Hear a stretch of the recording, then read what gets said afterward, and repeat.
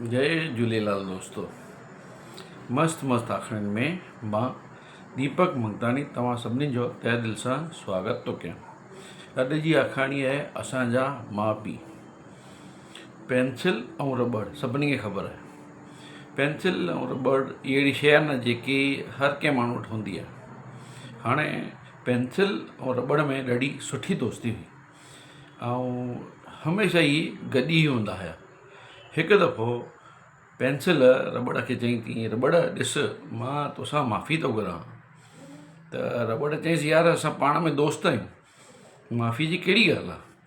चई, ॾिस हमेशह लिखण महिल मां कुझु ग़लती कंदो आहियां त घसणो तोखे पवंदो आहे। सफ़ा तोसां कंदा आहिनि त इन करे छा थींदो आहे कि कंहिं महिल तुंहिंजो हिकिड़ो कोनो घसिजी वेंदो आहे, कंहिं महिल ॿियो कोनो घसिजी वेंदो आहे ऐं कंदे कंदे हिकिड़ी ॾींहुं तूं पाण ई घसिजी वेंदो आहीं, हली वेंदा आहीं। त मूंखे बुरो थो लॻे ऐं मां हुन करे सॉरी थो चवां। त रबड़ चई, कोई ॻाल्हि कान्हे यार, पाण में दोस्त ई आहियूं।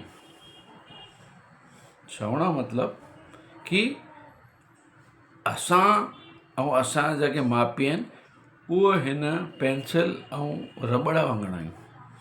असां पेंसिल आहियूं, दुनिया में ग़लतियूं कंदा आहियूं, ऐं असांजा माउ पीउ आहिनि जेके रबड़ आहिनि, उहे असांजी ग़लतियूं माफ़ु कंदा आहिनि, उनखे मिटाईंदा आहिनि, उनखे सुधारींदा आहिनि। चवण जो मतिलबु कि तव्हां पंहिंजे माउ पीउ जी रिस्पेक्ट कयो।